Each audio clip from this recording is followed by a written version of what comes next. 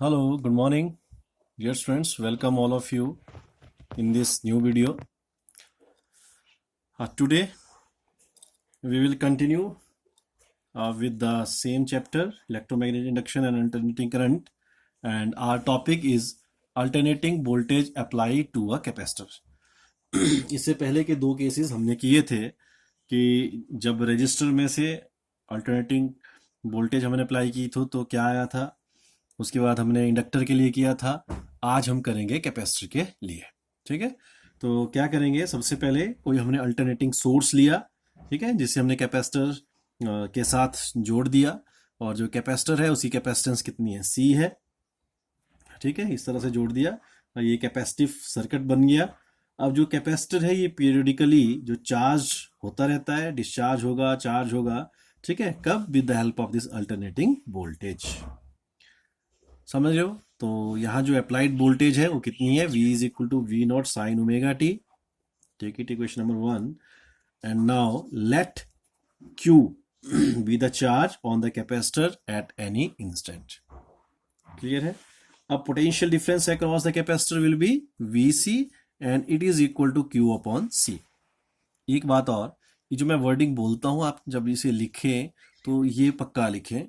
जैसे मानो मैंने यहाँ पे आपको बोला कि let Q be the charge on the capacitor at any instant. ठीक है, ये चीज़ मेंशन करना ज़रूरी होता है कि कौन सी चीज़ ली और क्यों ली। Now VC, what is VC? It is a potential difference across the capacitor VC and it is equal to Q upon C। It is equal to Q upon C। Clear है? तो Q अपॉन C है, तो ये जो VC हमने capacitor लिया ये कितना था, जितना हमने यहाँ पे अप्लाई की थी पोटेंशियल। सो BC और V ये क्या हो गया, V बराबर, सो इट बिकम्स, क्लियर है? ठीक है, which implies Q is equal to VC and what is V? It is V not sine omega T और C का C। क्लियर है? अब हमने क्या निकालना है, करंट। करंट और चार्ज के बीच में क्या रिलेशन है? Current is always equal to the rate of flow of charges. So I is equal to d q over d t. अब आपने क्या किया, डी क्यू की वैल्यू यहाँ पे पुट कर दी। कितनी है, कितनी है इसकी, क्यू की वैल्यू कितनी है, V not sine omega T into C. ठीक है, जो कांस्टेंट टर्म्स है वो बाहर ले लीजिए, V नॉट सी, और हमने साइन ओमेगा टी को डिफरेंशिएट करना है। साइन ओमेगा टी को डिफरेंशिएट करके क्या आता है, कॉस ओमेगा टी। फिर ओमेगा टी हम टी के विद रिस्पेक्ट टू कर रहे हैं, तो ये एक और फंक्शन है, तो इसे हम डिफरेंशिएट करेंगे, और डिफरेंशिएट करके जो आता है उसे क्या करते हैं, हम मल्टीप्लाई करते हैं। So it becomes V not omega c cos omega t. Clear है? I is equal to this. Easy है? ठीक है, इसके बाद हम करते हैं कि ये कितना है, इनकी वैल्यूज किस तरह से हम लेते हैं। यहाँ पे हम लेंगे इसे V not upon 1 upon omega c, 1 upon omega c, ठीक है, इंटू कॉस ओमेगा टी। ठीक है, आप इसे V not upon X C लिख सकते हैं, क्योंकि it is has dimensions of reactance, so it is a capacitive reactance. क्या होता है, X C, it is a capacitive reactance. Clear है? Capacitive reactance, it is equal to 1 upon omega C. Clear है? It is capacitive reactance. हो गया। अब ये potential upon reactance है, so it is becomes, it is I naught cos omega t. Clear है? अब हमने इस कॉस को किस में कन्वर्ट करना है, साइन में। सो इट बिकम्स, कॉस किस तरह से आता है, it is sine omega T plus pi by 2, क्योंकि आपको पता 90 के बाद क्या होता है, साइन किस में कन्वर्ट होता है, कॉस में। ठीक है, तो यहाँ पे आ गया ये। क्लियर है? तो इस तरह से आ गया सेकंड क्वाड्रेंट में। और उसके बाद हमारे पास it becomes I is equal to I naught sine omega T, और ये। ठीक है, दिस इज इक्वेशन नंबर 2। अब V और इसको आप कंपेयर करें। कंपेयर करके क्या करना था हमने, ठीक है, हमने दो डायग्राम पीछे भी बनाए थे। ठीक है, एक हमने उसका क्या होता था, टाइम डायग्राम, दैट इज इस तरह से आपके पास पोटेंशियल जा रही है, ठीक है। करंट किस तरह से आएगी, इस तरह से, ठीक है। तो ये क्या हो गया V के लिए, और ये किसके लिए है, I के लिए। क्लियर है यहां तक। इसके बाद हम क्या करेंगे, हमने करना फेजर डायग्राम। फेजर डायग्राम के लिए हमने क्या किया था कि ये वाला जो है, ठीक है, क्या है कितना है, हमने इसे क्या लिया था, फिक्स वैल्यू जो ली थी हमने, किसकी ली थी, पोटेंशियल की, V की, ठीक है। तो जो उसका एम्पलीट्यूड वाइज क्लियर है। ये अब यहाँ पे क्या हुआ, V is equal to sine omega t, ठीक है। तो इसका जो एंगल था दैट इज ओमेगा टी। उसके बाद क्या बन गया, ये ओमेगा टी हो गया। यहाँ पे क्या आ गया, इसको कंपेयर करेंगे तो omega T plus pi by to, मतलब इससे भी आगे परपेंडिकुलर, ठीक है।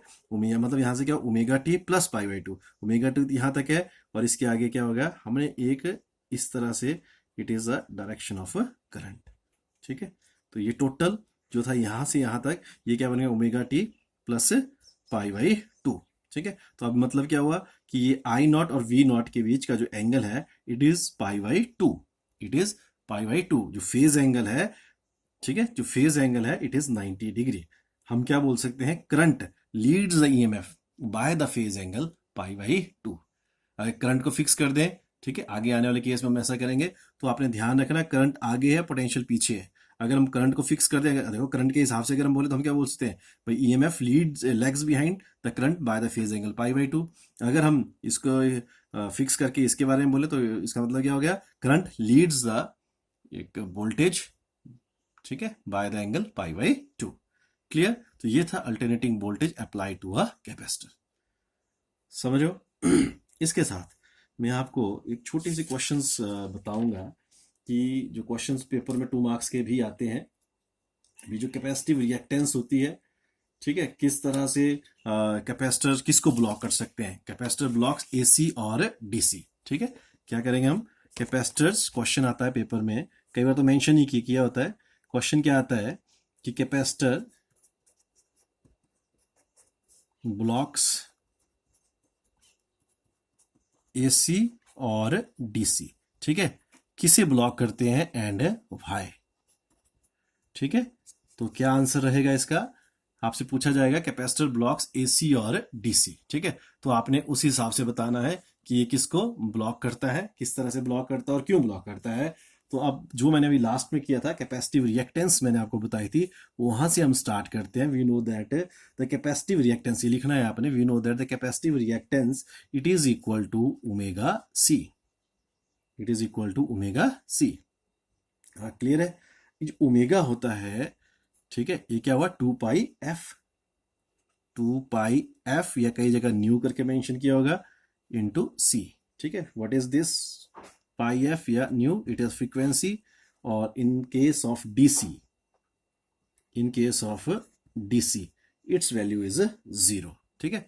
जब इसकी वैल्यू 0, तो आप यहां पुट करें तो we get x c is equal to 1/0, so it is infinite. क्या आ गया ये, इट इज इनफाइनाइट, ठीक है। तो मतलब इन केस ऑफ डीसी जो इंडक्टिव जो सॉरी कैपेसिटिव जो रिएक्टेंस है, कैपेसिटिव रिएक्टेंस है, इट इज इनफाइनाइट, मतलब बहुत ज्यादा अपोजिंग करैक्टर प्रोड्यूस होगा, जिस वजह से कैपेसिटर डीसी को ब्लॉक करेंगे, it will not allow a DC to pass through them. Clear है। तो इट इज अ क्लियर है, समझ रहे हो कि नहीं। तो मतलब कैपेसिटर ब्लॉक्स एसी और डीसी, कैपेसिटर ब्लॉक्स डीसी, ठीक है। तो आप जो करोगे, अगर आप एसी वाले केस में करोगे तो ये जो फ्रीक्वेंसी है इसकी वैल्यू क्या होगी, फाइनाइट वैल्यू होगी, ठीक है। जो फाइनाइट वैल्यू होगी, तो जब फाइनाइट वैल्यू सब किसी चीज को डिवाइड करेंगे तो क्या आएगा, छोटा ही आएगा। तो capacitor offers small opposition to the flow of AC, ठीक है, and therefore AC passes through a capacitor easily. AC pass कर सकता है, डीसी पास नहीं करेगा। अगर पूछा होगा एसी दो नो डीसी को करो, तो आप एसी वाले केस में लिख सकते हैं new, it is a finite, ठीक है। एंड फाइनाइट की जो होता है उस केस में, in that case x c is smaller value, ठीक है, smaller value, so allow AC, easily, ठीक है। और ब्लॉक डीसी, अगर आपसे सिंपल पूछा है कि वाई कैपेसिटर्स ब्लॉक एसी और डीसी, तो आपने लिखना या ठीक है, तो आपने क्या लिखना, कैपेसिटर ब्लॉक्स डीसी, पहले स्टार्टिंग कहां से होगी, कैपेसिटर ब्लॉक डीसी। क्यों करेंगे block, because in capacitive reactance it is equal to 1 upon omega c and is equal to 1 upon 2 pi nu into c. So for in case of DC, frequency is 0, so xc is equal to 1 upon 0 and it is infinite, so it offers a maximum resistance for its flow. That is why capacitors block DC. ठीक है, तो बच्चों ये जरूर करें, बहुत important question है, बहुत बार बोर्ड एग्जाम में आया हुआ है, होपफुली आप इसे समझोगे। नेक्स्ट इस टॉपिक में हम करेंगे सीरीज कॉम्बिनेशन ऑफ LCR।